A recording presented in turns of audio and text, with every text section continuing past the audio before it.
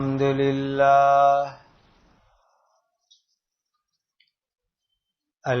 لله الذي هدانا للإسلام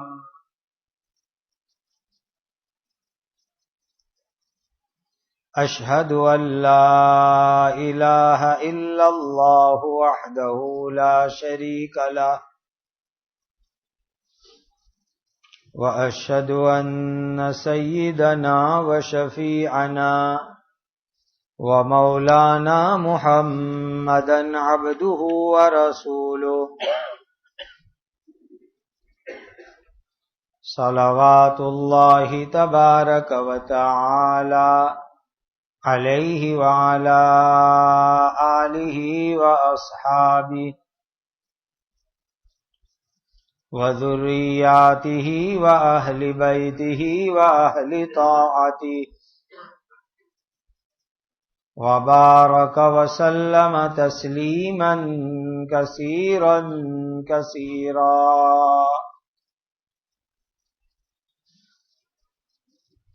أما بعد فأعوذ بالله من الشيطان الرجيم.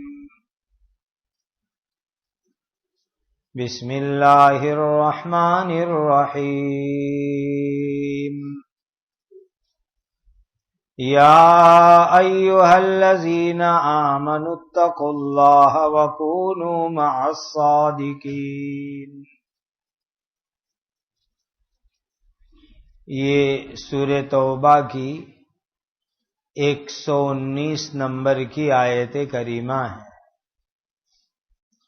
اللہ سبحانہ و تعالی کے پاک ارشاد کا خلاصہ ہے: اے ایمان والو، تم اللہ تعالی سے ڈرو اور تم سچے لوگوں کے ساتھ رہا کرو. ما کان لأہل المدینۃ ومن حولهم من الأعراب ان يتخلفوا عن رسول اللہ ولا يرغبوا بأنفسهم عن نفسه ذلك بأنهم لا يصيبهم ظمأ ولا نصب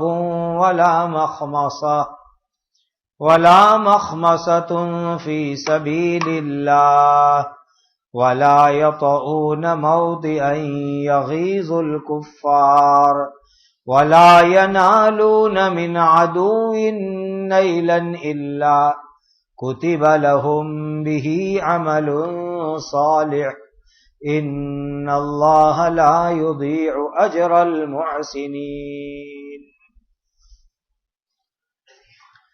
مدینہ میں رہنے والوں اور ان کے آس پاس کے دیہاتیوں کے لیے یہ بات مناسب نہیں تھی کہ وہ رسول اللہ صلی اللہ علیہ وسلم کے ساتھ جہاد میں جانے سے پیچھے رہ جاوے، اور نہ یہ کہ اپنی جانوں کو رسول اللہ صلی اللہ علیہ وسلم کی جان سے زیادہ چاہنے لگے. دوسری تعبیر یہ ہے، اور ان مسلمانوں کے لیے یہ بات بھی جائز نہیں کہ بس وہ اپنی جان کو پیاری سمجھتے ہوئے رسول اللہ صلی اللہ علیہ وسلم کی جان سے بے فکر ہو جاوے. یہ اس واسطے کہ ان مجاہدین کو جب کبھی بھی اللہ کے راستے میں کوئی پیاس لگتی ہے اور تھکن ہو جاتی ہے اور بھوک لگتی ہے اور وہ کوئی قدم رکھتے ہو یعنی چلتے ہو جس سے کافر لوگ غصے ہوتے ہو اور دشمن کے مقابلے میں وہ کوئی کامیابی حاصل کرتے ہیں یا وہ دشمن سے کوئی چیز بھی چھین لیتے ہیں، تو ان کے اعمال نامے میں ان سب کاموں کے بدلے میں ان کے لیے ایک نیک عمل ضرور لکھا جاتا ہے. یقیناً اللہ تعالیٰ نیکی کرنے والوں کا ثواب ضائع نہیں کرتے، برباد نہیں ہونے دیتے. وَلَا يُنْفِقُونَ نَفَقَةً صَغِيرَةً وَلَا كَبِيرَةً ولا يقطعون واديا الا كتب لهم ليجزيهم الله احسن ما كانوا يعملون. اور وہ مجاہدین اللہ کے راستے میں تھوڑا سا خرچ یا بڑا خرچ کرتے ہیں اور کسی وادی کو وہ لوگ پار کرتے ہیں، ان سب کے ثواب کو ان کے لیے لکھی دیا جاتا ہے تاکہ اللہ تعالیٰ ان کے بہترین کاموں کا ان کو بدلہ دے. غزوہ تبوک کا بیان چل رہا تھا اور اس کی آخری باتیں ہیں. حضرت نبی کریم صلی اللہ علیہ وسلم کی ایک عجیب عادت تھی اور بڑی کام کی اور فائدے کی وہ بات تھی کہ جب کبھی بھی مدینہ منورہ سے نکل کر جب آپ سفر میں جانا ہوتا ہے تو جس طرف سفر میں جانا ہو تو عام طور آدمی اس طرف کا راستہ لوگوں سے پوچھتا ہے کہ مجھے یہ شہر جانا ہے، اس کا راستہ کون سا شارٹ کٹ ہے، کون سا آسان راستہ ہے. لیکن نبی کریم صلی اللہ علیہ وسلم جب دشمنوں کے مقابلے کے لیے مدینہ سے نکلتے تو جانے کی جگہ کوئی اور ہوتی اور راستہ کسی دوسری جگہ کا لوگوں کو پوچھتے تھے. مثال کے طور پر حضور کو طائف جانا ہے تو راستہ پوچھتے لوگوں کو مکہ کا کہ مکہ کا راستہ کہاں سے ہے، کون سا راستہ نزدیک کا ہے، کون سا اچھا راستہ ہے، دوسرا راستہ پوچھتے تھے.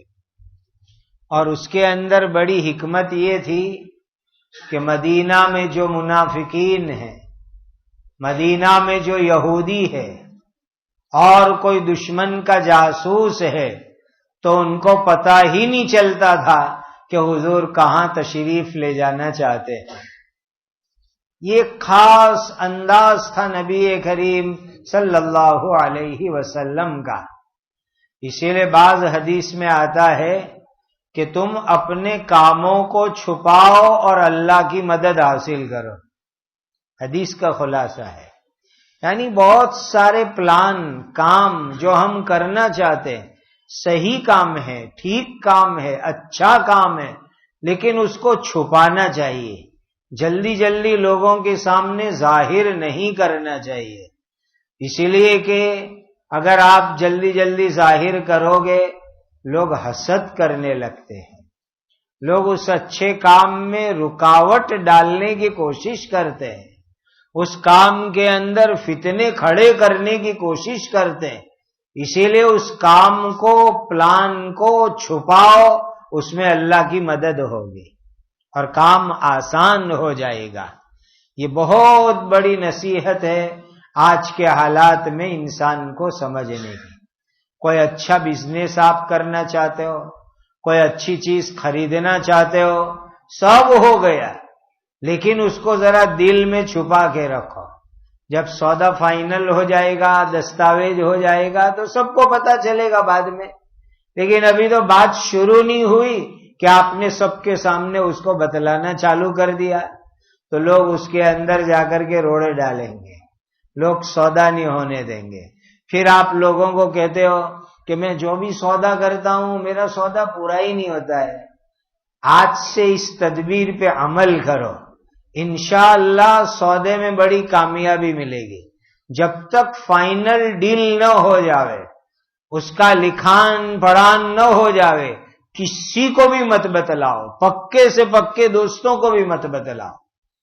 یہی معاملہ شادیوں کے رشتے میں بھی آتا ہے کہ کوئی شادی کے رشتے وغیرہ کی بات چلتی ہو تو اس کو چھپانا چاہیے اور چھپا کے دعا کر کے فائنل کرنا چاہیے. جب سب ہوگا لوگوں کو پتہ چلنے ہی والا ہے. اسی لیے تو حضور پاک صلی اللہ علیہ وسلم نے فرمایا نکاح مسجد میں کرو اور اعلان کر کے کرو. تو نکاح کے وقت تو پتہ چلنا ہی چلنا ہے، سب کو اعلان ہونے ہی والا ہے. ابھی تو یہاں دل میں ارادہ آیا کہ وہاں اپنے کو پیغام دینا ہے شادی کا، اور پورے محلے میں جاہرات ہو جاتی ہے۔ اب لوگ جا کر کے وہاں کہیں گے اس کی آمد کرنا، وہ تو ایسے ہیں، وہ ایسے ہیں، وہ ایسے ہیں، پھر کہاں سے ہوئے رشتہ؟ ہم اتنی بات بھی پیٹ میں رکھ نہیں سکتے، چھپا نہیں سکتے، دل میں رکھ نہیں سکتے، اس کے ظاہرات کرنے کی عادت بنی ہوئی ہے، اور پھر لوگ جا کے روڑے ڈالیں گے تو ہم کہیں گے کہ ہمارے تو کوئی کام ہوتا نہیں ہے، لوگ اس میں جو ہے یہ کرتے ہیں وہ کرتے ہیں۔ ہم پہلے نمبر پر غلطی میں ہیں، ہم چھپا کر کے رکھیں، بات کو خانگی میں رکھیں۔ تو عام معمول حضرت نبی کریم صلی اللہ علیہ وسلم کا یہ تھا، لیکن تبوک کا معاملہ بڑا عجیب تھا کہ نبی کریم صلی اللہ علیہ وسلم نے ڈائریکٹ اور صاف صاف پوچھا کہ تبوک کا راستہ کون سا راستہ اچھا رہے گا، کون سا راستہ مناسب رہے گا، اس لیے کہ بہت بڑے دشمن سے مقابلے کے لیے جانا تھا۔ اور دوسری بات بڑی یہ بھی تھی کہ تمام کے لیے عام اعلان تھا کہ سب کو چلنا ہے، کوئی باقی نہیں رہے۔ نبی کریم صلی اللہ علیہ وسلم مدینہ سے تبوک تشریف لے گئے، پھر مدینہ منورہ تشریف لائے، پورے 50 دن اس میں لگ گئے، 1.5 مہینے سے زیادہ نبی کریم صلی اللہ علیہ وسلم کا سفر مبارک رہا۔ جب حضور 50 دن کے بعد مدینہ منورہ تشریف لائے تو حضرت کعب ابن مالک رضی اللہ تعالیٰ عنہ کہتے ہیں کہ میں حضور کی ملاقات کے لیے گیا تو حضور نے میری طرف دیکھ کر کے ہنسے، مسکرائے، لیکن ذرا ناراضگی کے انداز میں۔ اس سے معلوم ہوا کہ بعض ہنسنا ناراضگی کا بھی ہوتا ہے، ہر ہنسنا خوشی کا نہیں ہوتا۔ خود نبی کریم صلی اللہ علیہ وسلم ان کو دیکھ کے ہنسے، لیکن ذرا ناراضگی کے انداز کے اندر ہنسے، اور پھر حضور نے ان کے لیے بائیکاٹ کا اعلان کرا دیا کہ کوئی ان سے بات نہ کرے، اور پورے 50 دن بات چیت حضور نے بند رکھوائی، اس لیے کہ حضور کے سفر میں بھی 50 دن لگے تھے، اسی لیے 50 دن لوگوں نے ان سے بائیکاٹ کیا، اور 50 دن گزرنے کے بعد جب اللہ تعالیٰ کے یہاں سے ان کی توبہ کی قبولیت آئی اور فجر کی نماز کے بعد ان کو خوشخبری سنائی گئی، حضرت ابوبکر صدیق، حضرت عمر فاروق رضی اللہ تعالیٰ عنہما دونوں کے دونوں خوشخبری سنانے گئے۔ حضرت ابوبکر صدیق نے پہاڑ پہ چڑھ کے آواز دے دی، پھر حضرت کعب مسجد میں آئے، مسجد نبوی میں، صحابہ کی بھیڑ لگی ہوئی ہے۔ جیسے حضرت کعب مسجد میں داخل ہوئے، سب سے پہلے حضرت طلحہ رضی اللہ تعالیٰ عنہ کھڑے ہوئے اور انہوں نے ملاقات کر کے مبارکبادی دی۔ معلوم ہوا کہ کوئی خوشی کا موقع ہو تو اس طرح ملاقات کر کے مبارکبادی دینی چاہیے۔ آج کل ہم شادیوں میں کھانے تو جاتے ہیں، لیکن کتنے لوگ ہیں جو کم سے کم جو ہے برکت کی دعا دے کر کے جاتے، دلہے کو برکت کی دعا، عورتیں دلہن کو برکت کی دعا، کتنے لوگ دیتے، کھا کے جائیں گے، بہت بہت تو کہیں گے آپ نے جو ہے یاد کیا، بہت اچھا ہوا، باقی برکت کی دعا کوئی نہیں دیتا۔ تو ملاقات کر کے برکت کی دعا دینی چاہیے، مبارکبادی دینی چاہیے خوشی کے موقع پر، کوئی بھی خوشی کا موقع ہو تو مبارکبادی دینے سے ایک فائدہ یہ ہوگا کہ ہمارے دل میں سامنے والے کے بارے میں کوئی کینہ اور ناراضگی نہیں ہے، وہ ظاہر ہو جائے گا۔ اس لیے خوشی کے موقع پر مبارکبادی دو، کسی کی نئی دکان کھولی، کسی کا کوئی نیا بزنس کھولا، کسی کا نیا مکان بنا، کسی کے یہاں کوئی خوشی کا موقع آیا، مبارکبادی دو ان کو۔ تو حضرت طلحہ رضی اللہ تعالیٰ عنہ نے کھڑے ہو کے مبارکبادی دی۔ حضرت کعب فرماتے ہیں میں زندگی بھر ان کے احسان کو نہیں بھول سکتا، انہوں نے مجھے سب سے پہلے مبارکباد دی۔ پھر یہ نبی کریم صلی اللہ علیہ وسلم کے پاس پہنچے تو حضور کا چہرہ مبارک خوشی کی وجہ سے چمک رہا تھا، اس لیے کہ ان کی توبہ کا اللہ کے یہاں سے اعلان آیا تو حضور کو اتنی خوشی کہ حضور کا نورانی چہرہ چمک رہا تھا۔ کہ میں جب حضور کے پاس گیا ملاقات کی تو نبی کریم صلی اللہ علیہ وسلم نے فرمایا کعب جس دن تم پیدا ہوئے وہاں سے لے کر آج تک تمہاری زندگی میں سب سے بہترین دن وہ آج کا دن ہے، اس لیے کہ اللہ کی طرف سے تمہارے لیے توبہ کی قبولیت کا اعلان ہوا۔ تو حضرت کعب نے بھی موقع پا کر کے یوں پوچھا کہ حضور میری معافی ہو گئی، میری توبہ قبول ہو گئی، تو آپ معاف کرتے ہو یا اللہ نے معاف کیا؟ دیکھو حضور معاف کر دے وہ بھی بہت بڑی بات ہے، لیکن اللہ معاف کر دے تو سب سے بڑی بات ہو جائے۔ تو نبی کریم صلی اللہ علیہ وسلم نے فرمایا کہ کعب تمہاری معافی اللہ کے یہاں سے آئی ہے، اللہ نے تمہاری معافی قبول کی ہے، اور تم نے جو سچ بولا تو اس سچائی کی برکت سے اللہ نے تمہاری توبہ قبول کی ہے، سچائی کی برکت سے۔ تو حضرت کعب رضی اللہ تعالیٰ عنہ کہنے لگے حضور جب میرے اللہ نے سچائی کی برکت سے میری توبہ قبول کی تو میں آپ کو وعدہ کرتا ہوں کہ زندگی میں کبھی میں جھوٹ نہیں بولوں گا، وعدہ کرتا ہوں، یہی سچائی اس کی برکت سے میری توبہ قبول ہوئی ہے، کبھی جھوٹ نہیں بولوں گا۔ تو زندگی لمبی گزر گئی، پھر حضرت کعب یہ حدیث بیان فرما رہے اس زمانے کے اندر فرماتے کہ میں نے جو وعدہ کیا تھا میں نے وعدے کو نبھایا اور آج تک میں جھوٹ نہیں بولا، اور یقینیت ہے کہ انشاءاللہ مرنے تک میں جھوٹ نہیں بولوں گا۔ کیسے سچائی کے اوپر ایک دم پکے۔ یہاں ایک بات خاص یاد رکھنی چاہیے پوائنٹ کی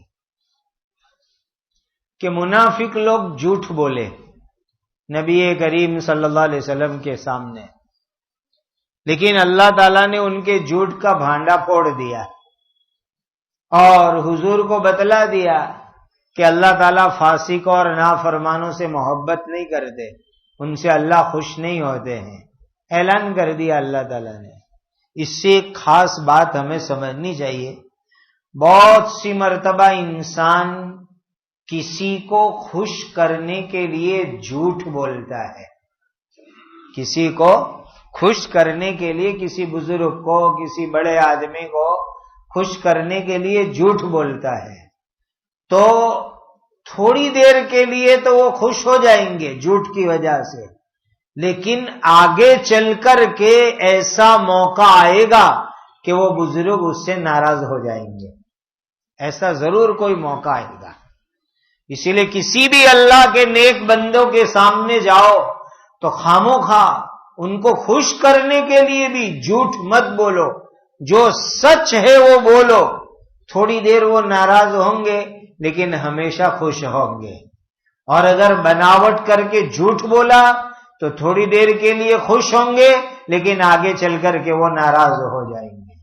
اسی لیے سچائی یہ بہت بڑی مومن کی خوبی ہے، ایمان والوں کی خوبی ہے سچائی، اور سچائی کی برکت سے اللہ تعالیٰ نے حضرت کعب بن مالک رضی اللہ تعالیٰ عنہ کو اتنی بڑی نعمت عطا فرمائی۔ اس کے بعد یہ تو زبان سے توبہ ہوئی، اللہ کے یہاں سے معافی بھی ہو گئی، لیکن حضرت کعب رضی اللہ تعالیٰ عنہ کہنے لگے کہ اب میں دوسری بھی ایک توبہ عمل سے کر کے دکھاتا ہوں۔ کہنے لگے حضور میرے پاس جتنا مال ہے، جتنی دولت ہے، جتنی پراپرٹی ہے، وہ سب میں اللہ کے نام پہ صدقہ کر دیتا ہوں۔ یہ پریکٹیکل توبہ ایک زبان سے ہو گئی اور ایک عمل سے توبہ۔ کہ میرا جتنا مال دولت پراپرٹی ہے سب اللہ کے نام پر. تو حضرت نبی کریم صلی اللہ علیہ وسلم تو ہر ایک کے لیے بھلائی چاہتے تھے. حضور نے فرمایا نہیں، سب کا سب صدقہ مت کرو. تو انہوں نے کہا آدھا کروں. حضور نے فرمایا نہیں. کہا 1/3 کروں، 1/3، 1/3 کروں.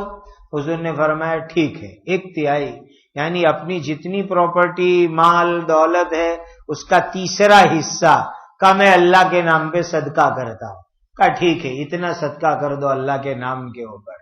تو حضرت کعب رضی اللہ تعالیٰ عنہ نے 1/3 مال، 1/3 مال اللہ کے نام کے اوپر صدقہ کر دیا.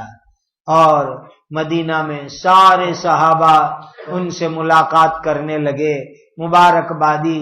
50 دن تک لوگ بات نہیں کرتے تھے اور اب سب مل جل کے محبت سے ان کی ملاقات کر رہے ہیں. اس سے معلوم ہوا کہ جس زمانے میں بائیکاٹ چل رہا تھا اس زمانے میں بھی دل میں محبت تو تھی، دل میں کینہ نہیں تھا. بلکہ حضور نے فرمایا کہ بات بند کرو، اس لیے بات بند کر دی، لیکن محبت اپنی جگہ کے اوپر وہ پکی اب باقی تھی. اور حضرت کعب رضی اللہ تعالیٰ عنہ بھی نبی کریم صلی اللہ علیہ وسلم ناراض ہے، بات نہیں کرتے، لیکن نماز میں بھی آتے، مجلس میں بھی بیٹھتے. یہ نہیں کہ چلو کہ حضور ناراض ہے میں نماز پڑھنے بھی نہیں جاتا، گھر پڑھ لوں گا، مجلس میں بھی نہیں جاتا. نہیں، پابندی سے نماز میں بھی آ رہے، مجلس میں بھی آ رہے. یہ محبت کی دلیل ہے. اور جس طرح 50 دن کا حضور نے بائیکاٹ کرایا، مسئلہ لکھا ہے تفسیروں میں کہ آج کے زمانے کے اندر بھی مسلمانوں کا کوئی امیر اس طرح کسی مسلمان کے لیے بات چیت سے بائیکاٹ کی سزا کرنا چاہے تو وہ کر سکتا ہے. بعض لوگ ایسے ہوتے ہیں سماج میں ایک دم 3rd درجے کے، بالکل جن کی عادت سڑی ہوئی بگڑی ہوئی، سب کو ستاتے پھرتے، ظلم کرتے پھرتے، اور جو ہے کھلم کھلے دادا گیری کرنے والے ہوتے ہیں. تو ایسے لوگوں کے خلاف کوئی ذمہ دار امیر یہ کہے بھائی سب ان سے بات نہ کرو تاکہ وہ ذرا سدھر جاوے، وہ ٹھیک ہو جاوے. اس طرح آج کے زمانے کے اندر بھی کر سکتے ہیں. بہرحال 50 دن کے بعد ان لوگوں کی توبہ قبول ہوئی. اللہ سبحانہ و تعالی ارشاد فرماتے ہیں اے ایمان والو اللہ سے ڈرو اور سچے لوگوں کے ساتھ زندگی گزارو. یہ بہت زبردست آیت کریمہ ہے کہ ہمیں کیسے لوگوں کے ساتھ رہنا چاہیے. دیکھو، ایک چیز دوسری چیز کے ساتھ رہے، کمپنی، دوستی، فرینڈ سرکل، ساتھ اٹھنا بیٹھنا، ساتھ رہنا، یہ ایسی چیز ہے کہ ساتھیوں کا اثر انسان میں ضرور آتا ہے، آ کے رہتا ہے. ہم تو انسان ہیں، زندہ ہے، جان والے ہیں، لیکن جن چیزوں میں جان نہیں ہے ان کے اندر بھی ساتھ رہنے کا اثر ہے. جیسے کپڑے ہیں، استری کر کے رکھے ہوئے ہیں، کپڑے میں تو جان نہیں ہے، وہ تو بے جان چیز ہے. اب اس کے اندر کافور کی گولی رکھتے ہیں، کپور کی چھوٹی سفید سفید. تھوڑے دن رکھنے کے بعد آپ کپڑوں کو سونگھو تو کپڑے کے اندر بھی آپ کو کپور کی گولی کی خوشبو لگے گی. حالانکہ گولی الگ تھی، کپڑا الگ تھا. گولی میں بھی جان نہیں، کپڑے میں بھی جان نہیں، پھر بھی ایک ساتھ رہنے کی وجہ سے خوشبو اور اثر کپڑے کے اندر آ گیا. کیا معلوم ہوا؟ جو چیز ساتھ میں رہے، قریب میں رہے، تو ایک چیز کا اثر دوسری چیز میں ضرور آ کے رہتا ہے.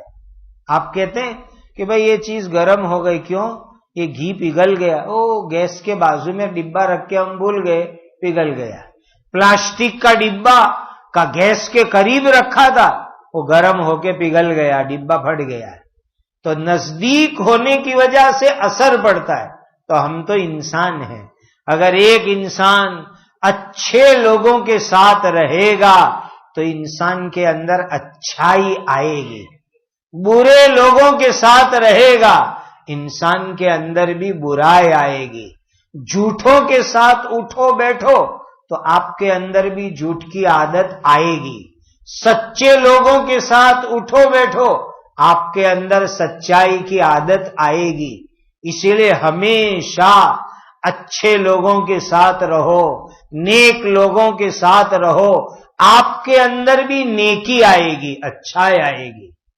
بلکہ بہت سی حدیثوں سے معلوم ہوتا ہے کہ قیامت کے دن انسان جب نعوذ باللہ جہنم میں جائے گا تو اس وقت کے اوپر کہے گا، قرآن میں بھی ہے کہ میں اس غلط دوست کی وجہ سے مجھے جہنم کے اندر جانا پڑا، یا لیتنی لم اتخذ فلانا خلیلا، ہائے افسوس اس کو میں نے دوست بنایا تھا، اس دوست نے مجھے بگاڑا، مجھے غلط راستے پر لے گیا، غلط کام پر لے گیا۔ یہ دوستی آدمی قیامت کے دن افسوس کرے گا۔ اسی لیے دنیا میں گندے لوگوں کی دوستی، برے لوگوں کی دوستی جب جہنم میں لے جائے گی تو آدمی افسوس کرے گا۔ اسی لیے ابھی دنیا میں سوچ لو، گندے لوگوں کی دوستیاں نہیں کرنی، برے لوگوں کے ساتھ اٹھنا بیٹھنا نہیں، اچھے لوگوں کے ساتھ اٹھنا بیٹھنا رکھو۔ یہ اللہ تعالیٰ کا آیت کے اندر حکم ہے، وَكُونُوا مَعَ الصَّادِقِينَ۔ اور سورہ کہف میں اس سے بھی زیادہ صاف لفظ میں فرمایا، وَاصْبِرْ نَفْسَكَ مَعَ الَّذِينَ يَدْعُونَ رَبَّهُمْ بِالْغَدَاةِ وَالْعَشِيِّ يُرِيدُونَ وَجْهَهُ، کہ جو لوگ صبح و شام اللہ کو یاد کرتے ایسے لوگوں کے ساتھ رہو۔ خود نبی کریم صلی اللہ علیہ وسلم کو اللہ نے حکم دیا کہ جو صبح و شام ذکر کرے، ہر وقت اللہ کو راضی کرنے کی فکر کرے، ایسے لوگوں کے ساتھ آپ رہو۔ حضور کو اللہ حکم دے رہے۔ نبی کریم صلی اللہ علیہ وسلم نے اللہ کا شکر ادا کیا کہ اللہ نے میری امت میں ایسے لوگ پیدا فرمائے کہ جن کے ساتھ رہنے کا مجھے یعنی نبی کو اللہ نے حکم دیا۔ کتنے اچھے میرے امتی کہ ایسے نیک اچھے سچے کہ اللہ نبی کو کہہ رہے کہ صبح و شام ذکر کرنے والے، اللہ کو راضی کرنے والے، ایسے لوگوں کے ساتھ آپ اٹھنا بیٹھنا رکھو۔ لہذا آدمی کو اپنی دوستی، اپنے تعلقات، اپنا اٹھنا بیٹھنا اچھے لوگوں کے ساتھ رکھنا چاہیے، تو اس کا نیک اثر انسان کی زندگی میں آئے گا۔ اور صادقین کون لوگ ہیں؟ جن کی نیت اچھی، جن کے ارادے اور جذبے اچھے، جن کی بات سچی اور اچھی، اور جن کے کام سچے اور اچھے، وہ صادقین لوگ ہیں۔ دیکھو ایک جانور کتا، آپ نے سورہ کہف کی تفسیر کے موقع پر سنا ہے، ایک کتے جیسا جانور ساتھ اللہ کے نیک اور اچھے اور سچے بندوں کے ساتھ رہا تو اللہ تعالیٰ اس کتے کو قیامت کے دن انسان کی شکل میں جنت میں داخل فرمائیں گے۔ کیسا خوش نصیب وہ کتا، اللہ کے سچے بندوں کے ساتھ رہا، نیک لوگوں کے ساتھ رہا، تو اس کی برکت سے اللہ کتے کو جنت دے دے۔ تو پھر اگر ایک انسان اچھے اور سچے انسان کے ساتھ رہے تو اللہ تعالیٰ اس انسان کو کتنا نواز دیں گے اور کتنی نعمتیں اللہ جنت میں عطا کریں گے۔ اسی لیے ہمیشہ عادت بناؤ سچے لوگوں کے ساتھ رہنا، اچھے لوگوں کے ساتھ رہنا، نیک لوگوں کے ساتھ رہنا، نمازی لوگوں کے ساتھ رہنا، ذکر شکر کرنے والوں کے ساتھ رہنا، تقوی والوں کے ساتھ رہنا۔ جن کے دل میں تقوی ہے ان کے ساتھ رہیں گے تو آدمی کو بھی تقوی مل جائے گا۔ ہم اتنی بات تو سمجھتے ہیں نا کہ موبائل کی چارجنگ ہوتی ہے، اتر جاوے پھر چارجنگ ہوتی ہے، پھر اتر جاوے پھر چارجنگ ہوتی ہے۔ یہ دل کی بیٹری کا بھی ایسا ہی حال ہے، اچھے لوگوں کے ساتھ رہے چارجنگ اتر جاوے پھر اچھے لوگوں کے پاس بیٹھے اور چارج کرے، پھر چارجنگ اتر جاوے، اچھے لوگوں کے پاس بیٹھے اور چارج کرے۔ یہ دل کی بیٹری بھی چارج کرنی پڑتی ہے، دماغ کی بیٹری چارج کرنی پڑتی ہے، اور کنٹینیو بار بار چارج کرنی پڑتی ہے۔ جتنی استعمال ہوگی اتنی اترے گی اور اتنی مرتبہ چارجنگ کرنی پڑے گی۔ اسی لیے بار بار سچے لوگوں کے ساتھ رہو، اچھے لوگوں کے ساتھ رہو، نیک لوگوں کے ساتھ رہو، اللہ اس کی برکت سے آدمی کو نیکی عطا کریں گے۔ آگے والی آیتوں کے اندر یہ بات یہ فرمائی گئی کہ جب آدمی اللہ کے راستے کے اندر نکلتا ہے، دین کے کام کے لیے نکلتا ہے، تو اس کو تکلیف آتی ہے۔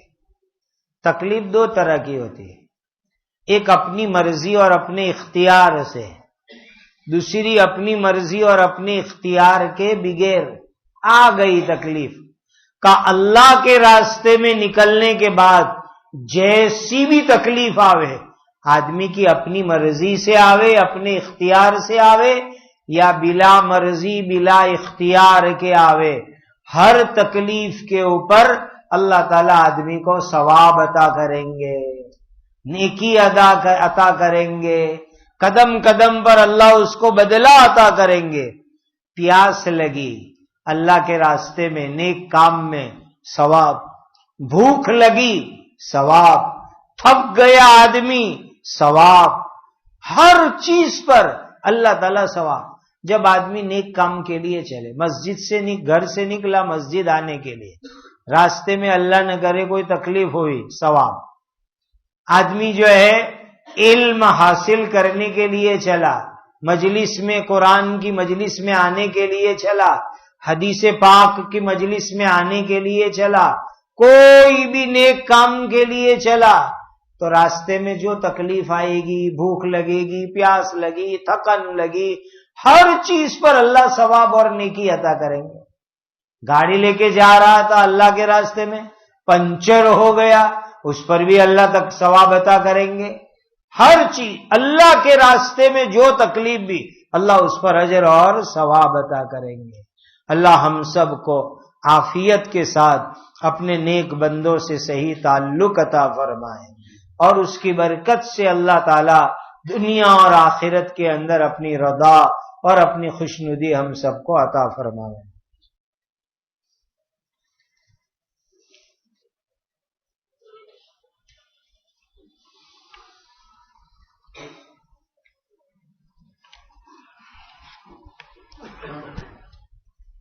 فاطمہ بی بی پیر محمد ناتال والا، اللہ تعالیٰ ان کی مغفرت فرماوے، اللہ ان کی قبر کو نور سے منور فرماوے، اللہ ان کے درجات کو جنت الفردوس میں بلند فرماوے۔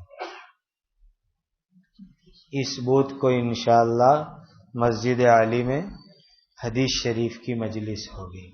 درود شریف پڑھو۔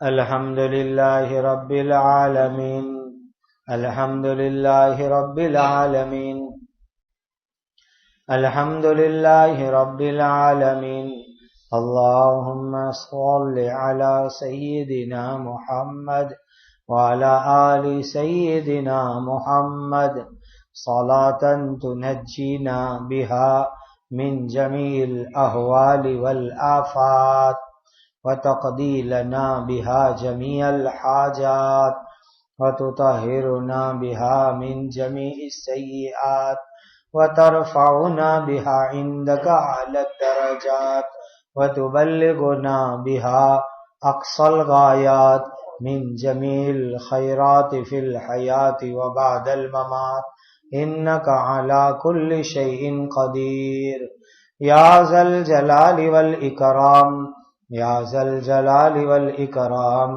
یا ذا الجلال والإکرام، یا ارحم الراحمین، یا ارحم الراحمین، یا ارحم الراحمین۔ اللہم اغفر امت سیدنا محمد صلی اللہ علیہ وسلم، اللہم ارحم امت سیدنا محمد صلی اللہ علیہ وسلم، اللهم تجاوز عن امت سیدنا محمد صلی اللہ علیہ وسلم اللهم صل شان امت سیدنا محمد صلی اللہ علیہ وسلم اللهم انصر امت سیدنا محمد صلی اللہ علیہ وسلم اللهم انا نسألك العافیہ ودوام العافیہ والشکر علی العافیہ اللهم انا نسألك العافیہ ودوام العافیہ والشکر علی العافیہ اللهم انا نسألك العافیہ ودوام العافیہ والشکر علی العافیہ اللهم انا نعوذ بك من الفتن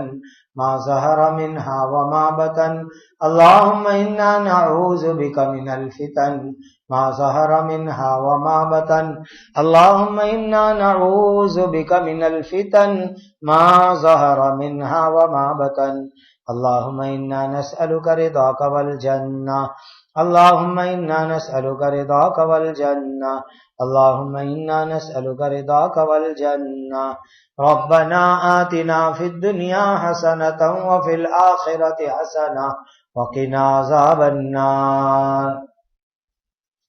اے اللہ ہمارے گناہوں کو معاف فرما، اے اللہ ہر حرام سے ہماری ہمیشہ حفاظت فرما، زندگی کا ہر کام حضرت نبی کریم صلی اللہ علیہ وسلم کی سنت کے مطابق کرنے کی توفیق عطا فرما۔ اے اللہ بیماروں کو شفا عطا فرما، جو دنیا سے چلے گئے ان کی مغفرت فرما۔ اے اللہ مقروضوں کا قرض ادا کروا دیجیے، بے سہاروں کو سہارا عطا فرما دیجیے، اجڑوں ہووں کو آباد فرما دیجیے، محبوسین کو رہائی عطا فرما دیجیے۔ اے اللہ اپنے کرم سے رہائی عطا فرما دیجیے۔ اے اللہ ہم سب کی عمروں میں برکت عطا فرمائیے، حلال برکت والی روزی عطا فرمائیے، مدارس کی، مساجد کی، مکاتب کی، خانقاہوں کی، جماعتوں کی، مراکز کی، دین کے کاموں کی، اسلام اور مسلمانوں کی اپنے کرم اور فضل سے حفاظت فرما۔